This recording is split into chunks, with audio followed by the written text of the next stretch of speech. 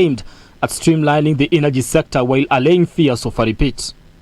I am pleased to confirm at the onset that our infrastructure, and in particular our transmission network, is secure, and that we are focused on ensuring that we do not have a repeat of the unpleasant experiences of the last few weeks. CS Juma said the reforms in the sector are irreversible and will continue in attempts to ensure key sector players offer services efficiently to the Kenyan people. More fundamentally, this experience underscores the imperative for reforms that will stabilize and secure our national grid. I therefore wish to make this crystal clear at the onset of this briefing. This administration will not relent on the reforms in the energy sector. In fact, the experiences of the last few weeks strengthen our resolve in this direction. The reforms come amid a public outcry to overhaul the entire energy sector, with KPLC on the spot. The KPLC is a critical entry point to these reforms because it is the final deliverer of the service of power to our people. And the reforms are already beginning within the KPLC to bear fruit. But we appreciate that a lot of work remains to be done to restore the KPLC into an operationally efficient and financially stable utility. But work is also going on in this regard across the entire utility and its service chain.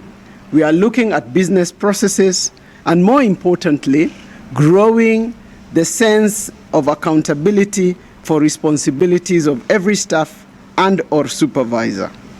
But this exercise is not limited to the KPLC.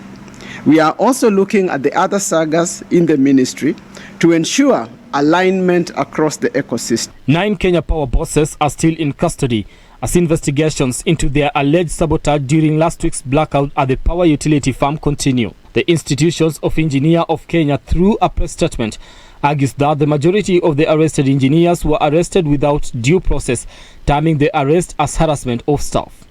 The statement reads, and I quote, "We, the Institution of Engineers of Kenya, take great exception with the unwarranted harassment, arrest, and placing into the custody of some of our members who work in the energy sector, specifically but not limited to Kenya Power and Lighting Company Limited. We do not condone the adverse image that our noble profession of engineers and engineering practice is receiving by the actions taken by the security agencies, including DCI." CS Monica Juma has called on the engineers to respect the law and allow investigation agencies to do their job. I think the Engineering Association, and it would be helpful for you to advise, for them to really be abiding by the rule of law. Anybody can be asked, is going to be held to account, even engineers. Nobody is above the law, and I'm sure you can attest to that. So I think the issue is to ask for due process, to establish what the situation is. I will tell you something. The pylons in Naivasha, if they had come down, it would have taken us a minimum of 4 weeks to get this country alight.